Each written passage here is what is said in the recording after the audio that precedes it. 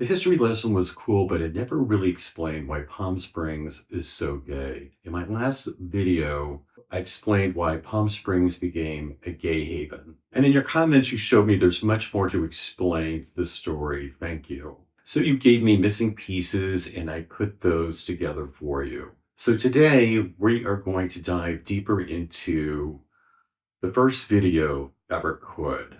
How did a scorching desert town become America's gay capital? Well, it's a little bit of everything.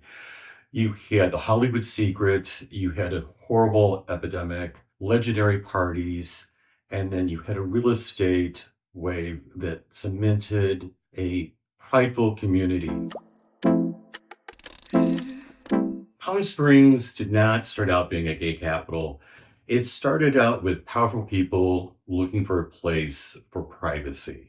In old Hollywood, privacy was protection, and the studios controlled everything about a movie star, their image, their romances, their silence.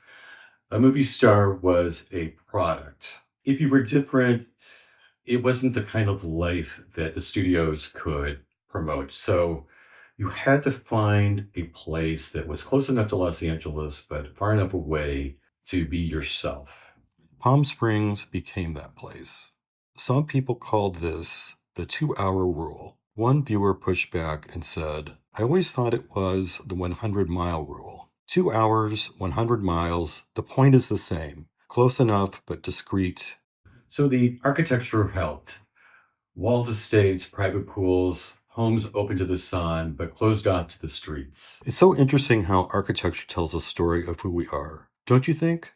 And as people kept returning, something else started growing. There was no pride yet, but it felt safe. This was a refuge. By the 60s and 70s, Palm Springs was becoming more than just a celebrity escape. Gay men started coming here for weekends and then for the season and then to buy property. The Warm Sands neighborhood became key. Gay resorts and guest homes started popping up. It created a rare place where people could feel a sense of belonging.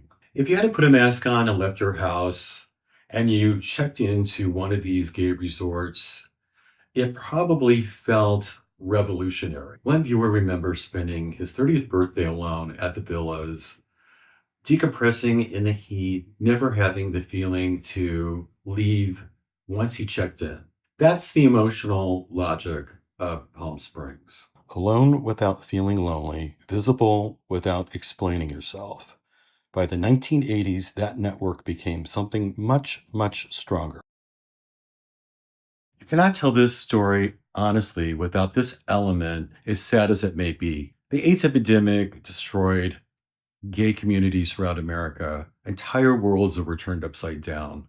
People lost friends, their partners, chosen family, all were hit. And in that crisis, Palm Springs changed. It wasn't just about an escape. It was about less stigma, about more space and compassionate care. Housing was affordable and the community became tighter as they cared for each other. By the 80s, Palm Springs was far from its peak, and it offered more affordable housing, less stigma, and judgment-free healthcare. They came, too many died, but many lived. They stayed. That line explains something that a tourist brochure never will. Some came to party, some came to recover, and some came here because their friends were sick. But Palm Springs didn't magically become a place of compassion and acceptance. The AIDS crisis turned Palm Springs from a private refuge into a place where the community became organized, visible, and active. By the 1990s, the LGBTQ people were just not vacationing here. They were building civic life. The Desert Business Association grew as a network for the LGBTQ business owners, and GLAD formed in 1990. Health and advocacy groups filled the gaps. And in 1994, Greg Pettis was elected in Cathedral City, the first openly gay elected official in the Coachella Valley. Now we get to the visual part of the story. Palm Springs Pride began in 1986 at Sizzle.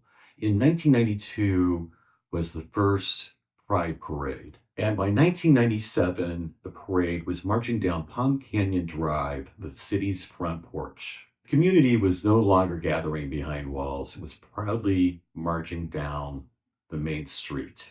And at the same time, Arenas Road became the public face of gay Palm Springs. Streetwear opened in 1991 as an anchor, and bars, restaurants, and hotels clustered around the same energy. By the late 1990s, Arenas Road became one of the best known LGBTQ entertainment districts. And this laid groundwork for events that would grow beyond anyone's dream. It definitely became a gay mecca when Jeffrey Sanker launched the White Party in 1988. One viewer said Jeffrey Sanker's White Party started in 1988 with around 500 attendees and grew into a 4-day Easter weekend with more than 25,000 people. Then add the Dinah Shore weekend, which became one of the biggest lesbian events in the country. One commenter remembered a year when White Party and club skirts overlapped and said, the city felt completely taken over by queens and lesbians.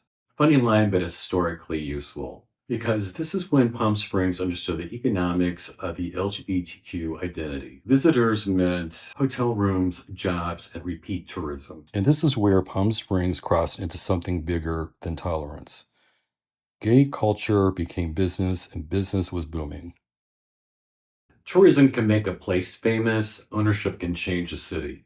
By the 1990s and 2000s, gay men from Los Angeles, San Francisco, and other cities across America retired here or bought a second home. The reasons were obvious: sunshine, affordability, peace, and a community where they could live openly. Then came the San Francisco cash out wave. San Francisco was one of America's great gay capitals, but cities change and housing costs rise. Palm Springs entered into a new chapter. They sold in San Francisco and bought in the desert, trading 5 for sun, a condo for a house with a pool. And they didn't only buy houses. They restored mid-century homes, they joined boards, they brought expectations, and a whole wave of new ideas.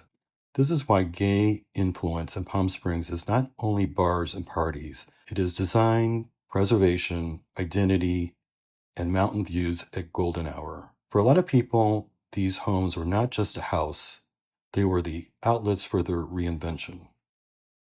So this time I'm not leaving without the answer. Why is Palm Springs so gay? Because Hollywood made it a discreet escape. Because gay visitors turned their privacy into a network. Because AIDS made the community strong. Because Pride and Arenas Road gave that community a public face. Because the White Party and Dinah Shore made the city visible at scale.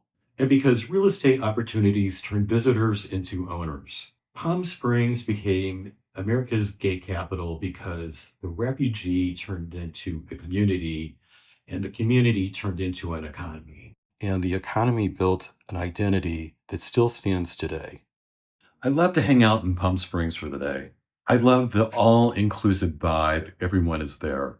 That may be the simplest way to explain why people keep coming back. Families, retirees, and working people from every background. And that is true.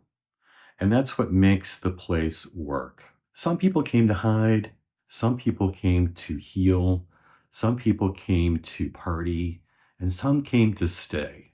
Some bought homes, some built organizations, some marched Palm Canyon Drive and changed the city. That's the real story.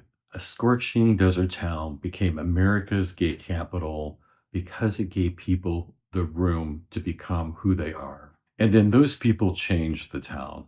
If you are part of the history, keep commenting. I want these videos to keep building, and I want you to be a part of it. If you are thinking about making Palm Springs your next chapter, buying or selling, or finding the right neighborhood, reach out.